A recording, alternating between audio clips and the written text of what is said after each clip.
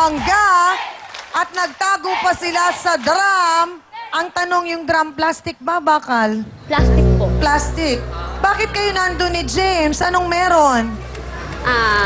Wala naman pong tao sa labas, kaya Ah, yun na lang po. okay. So, kilala mo talaga si James? Opo, Okay. Anong pagkakaalam mong sa pagkatao ni James? na may asawa naman po siya, alam ko po yun. Oh, Kaso may na, kinakasama siya. Opo, May anak. May anak din po. Oh. Anong nangyari at nagkasama kayo sa ilalim ng puno ng mangga? Sa oras na alas ganito po yun. 11:30. February 14 po, Oh. ko siya sinagot. Sinagot mo siya. Ng February 14, Bakit mo siya sinagot? Nanliligaw ba? customer ko po Okay. sa bar. Okay. Tapos, ito, nalaman ko pong taga sa amin po siya. Oh. Ngayon, mga April 5, Oo. ako nag-text sa kanya. Nagkataon lang po na April 5, kami nahuli nun, doon po mismo sa puno ng mangga. Yan pong lalaki na yan, nakita po namin. Okay. So, ba't mo siya sinagot kung alam mong merong asawa? Mahal ko na rin po siya. Okay. Matagal ko na po siyang kilala. Aha. Pero Tapos ayaw mo ba na ikaw lang at wala nang iba? Okay lang po. Bakit okay lang sa'yo? Okay lang po. Ang sarap po manloko. Oh? Hindi rin naman ata. Dalaga ka ba? Single mom po. Single mom, so may anak ka. Alam ni James na may anak ka. Hindi po. Hindi mo sinabi. Bakit? Sinabi. Wala naman po akong pakialam doon. Parang... Parang labas yun. Opo. Hindi mo ba naisip na baka deserve mo naman, Madel, ang isang single, matino, mamahalin ka at mamahalin ng anak mo? Siguro po, dala na po ako sa lalaki. Oo. Yung kinakasama ko noon pa po, niloko naman po ako. Kaya parang nawala na po ako ng pag-asa magmahal ulit. Kaya, yun na lang po. So, hindi mo mahal si James? Mahal na rin po, natutunan na po, pero hindi pa po yung perfect. So, gaano na kayo katagal ni James lumalabas? Mga 3. 3 buwan. Opo. Gaano katotoo, Madel, na napag-alaman din kasi namin na sinasabi mong ayaw mo nang magmahal kasi ayaw mong masaktan. Pero bukod kay James, may kinakasama ka. Tinatry ko po magmahal ulit. Hindi kaya ba parang nalilito ka sa mga bagay-bagay? Hindi po, nagtatry po ako eh, kasi... O baka si lagi James po- ang nagpapalito sa buhay mo ngayon, hindi kaya? Siguro po. Tinry ko pa rin po eh. Tinry ko kung matibay Sino po tinry siya. mo? Si James o yung kinakasama Si James mo? po. Tinry ko po. Yung kinakasama ko po ngayon, wala po talagang alam. Okay. Pero mahal ko naman po si James kahit paano. Ama po ng kanyang anak ang lalaking kasama ni Madel sa manggahan.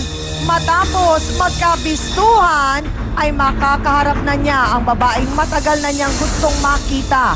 Narito po, si Joyce Daso. Pasok!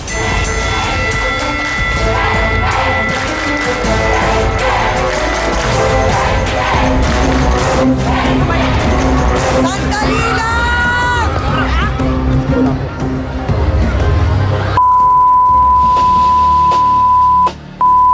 Joyce, nung kinausap mo si James tungkol sa kanya, anong paliwanag ni James? Wala daw po kasi ako. Yung bilang sa pag-asawa ko, hindi ko lang paibigay kaya lang niya nagawa yun. Pinalayas ko po.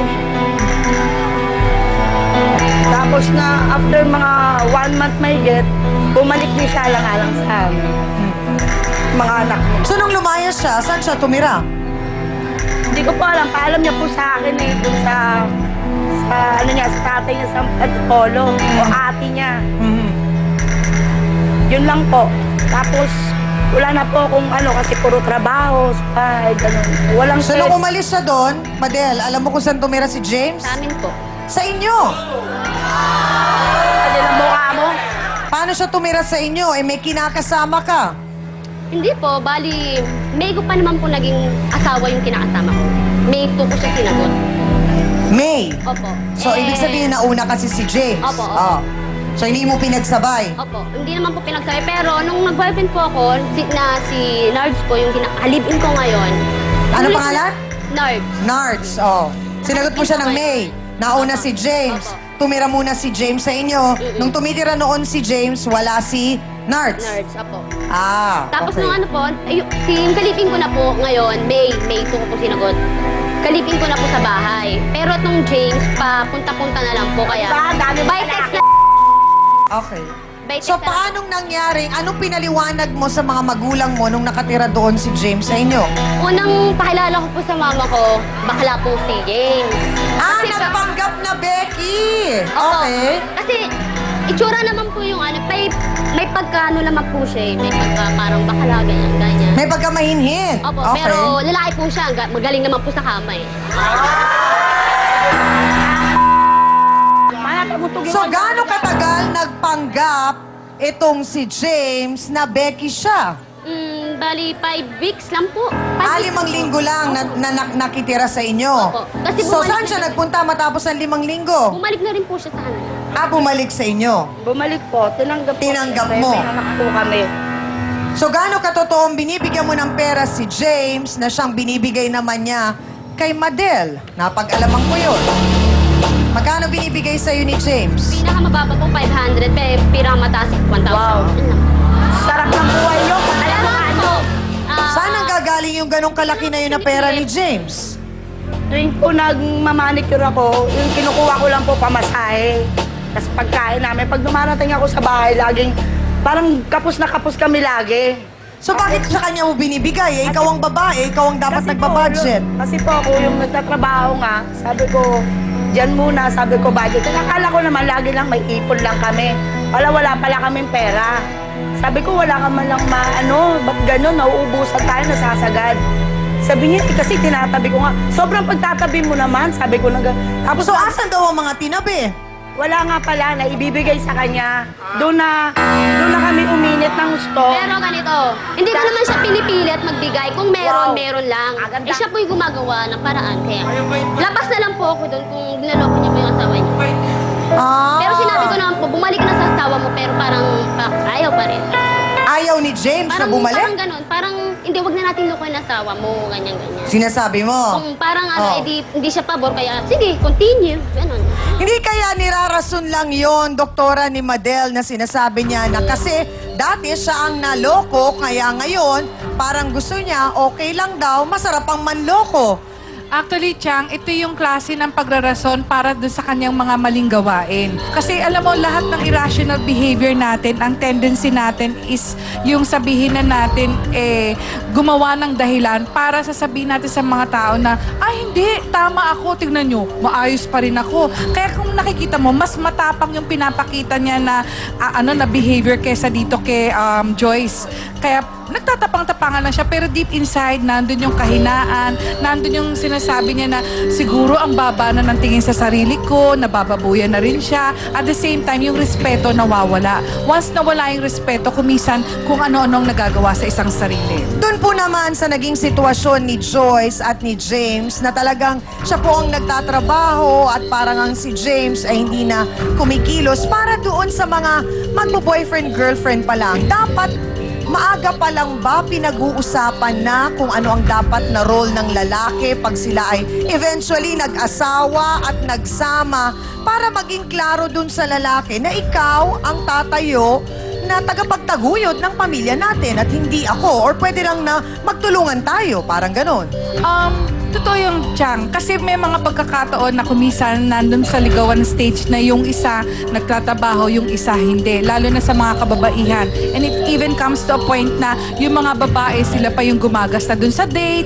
Pwede naman na yung sa pamamaraan na motivate mo ang isang lalaki na hindi mo kinakailangan magbigay. Oo. Ngayon, kung sakasakali man na talagang nahihirapan siya sa pagtatrabaho o sa paghahanap ng trabaho, kahit pa paano, merong pagkakataon na kailangan ikaw mismo kontrolin mo. Dahil kasi ito, parang masyado siyang nag-entrust na binigyan pa niya ng pagkakataon na siya ang humawak ng pera. So, ikaw mismo, iti-check mo rin yun. Wala namang masama dahil kasi kung nag-uusap kayo, hindi magiging problema kung saan nandun yung pera, nagkikwentahan kayo, ganyan. Dahil kasi magkatuwang kayo eh. Oo. Kasi kung ang sasabihin mo, isa lang ng isa, tapos puro ganyan, hindi malayo na magkakaroon ng lokohan, tapos at the end, mag-aaway kayo. Salamat po, Dr. Camille. So parang ang sinasabi, dapat huwag sasanayin yung lalaki na ganon.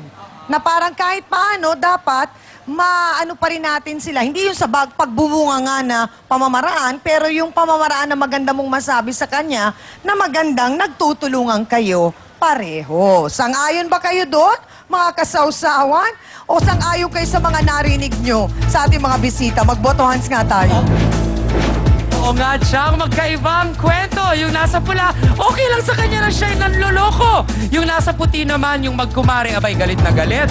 Kasi nga, ang kanilang kumpare, aba eto at nahanap nga ang babae sa manggahan. Pula ba o puti? Itaas ang mga placards, mga kapatid sa Baseco.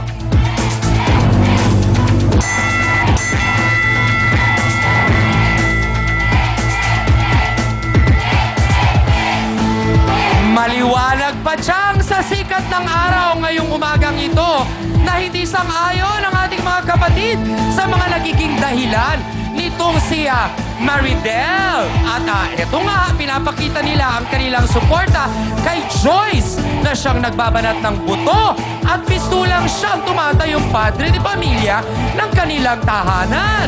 Yan ang ating botohan. At kung may reyna ng manggahan, abay pwede bang mawala ang hari? Ikaw nga ba talaga ang king of the mango tree? Eto na, malalaman natin kung paano sila nagkasya sa drum. Si Christian James Kulyamat. Pasok!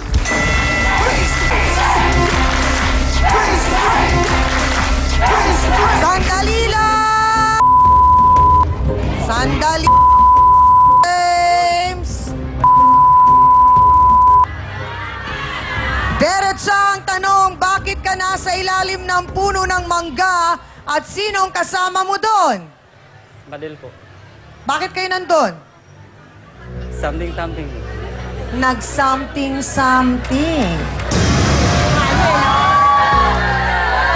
Anong mukha niyong dalawa, no? Sandali lang. So, paanong nangyaring nandun ka sa puno ng mangga kasama si Madel, meron kang Joyce? Wala po siya nun eh.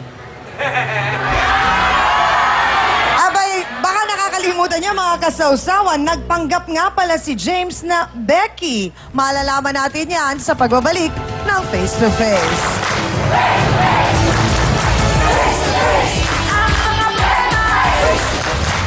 Galit ka sa akin eh. Bakit galit sa'yo si Andy? May gusto sa akin. Sorry, James, ang dami lalaki. Gwapo pa. Bakit mo ako? Gwapo. O bakit mo ako inaalok ng pera? Ha? James, hindi kita inaalok ng pera. Facebook sausawa na mga kapatid. Jenny Martin.